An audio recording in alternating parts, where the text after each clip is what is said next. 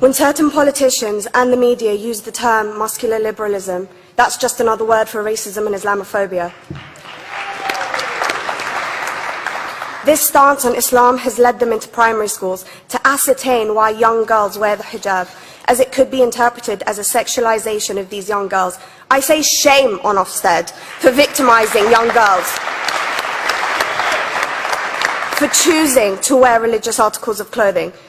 There is no such measure made for other religions or other articles of religious wear. This stance has other ramifications. It signals to the British public and emboldens groups such as EDL, BNP and other fascist and racist groups that women are oppressed by Islam, are made insubordinate to the men that supposedly forced them to wear it, and that it is the job of the British state to liberate us. We reject this imperialistic saviour thinking.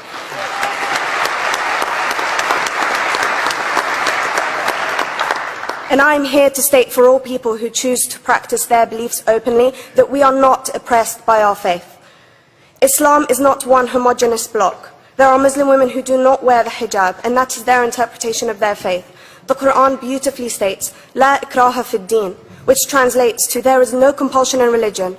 My faith has given me the right to choose 1,400 years before the Universal Declaration of Human Rights told me I could. A fun fact for you, conference. My dad didn't want me to wear the hijab. I chose to. Those of faith, thank you. Those of faith should have the right to choose to wear their articles of faith. Sikhs wearing the turban, Jews wearing the kippah, or Christians wearing the crucifix.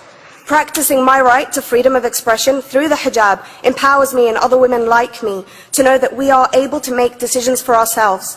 Through the hijab, women like me feel empowered to overcome the social expectations of sexualization that is relevant and has currently resulted in many cases of anxiety and worse.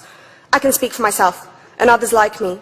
At school, I was able to focus more on the thoughts that were running through my mind than how good I looked to the world. The NUT has supported a woman's right to choose when it comes to pregnancy. I want conference to support my right to wear the hijab.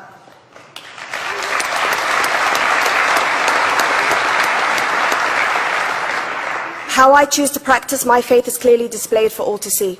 This makes me the target of hate crime. The level of racist attacks on Muslim women is disproportionate to any other oppressed group in British society because we are an easy target. This decision by Ofsted has ramifications beyond the school gates and must be seen in the context of increased attacks on the Muslim community and perpetuates the outdated notion that Muslim women are victims. I was on a trip last year to Hampton Court with my Year 7s, where a man felt comfortable to call me a terrorist. As a Muslim woman, I'm not a victim, so I challenged him. He denied it. I'm sure you've heard of the Punish a Muslim Day. It's been spoken about a few times already this morning. And as a Muslim, I'm actually quite optimistic. They're trying to limit it to one day. That's 364 less than normal.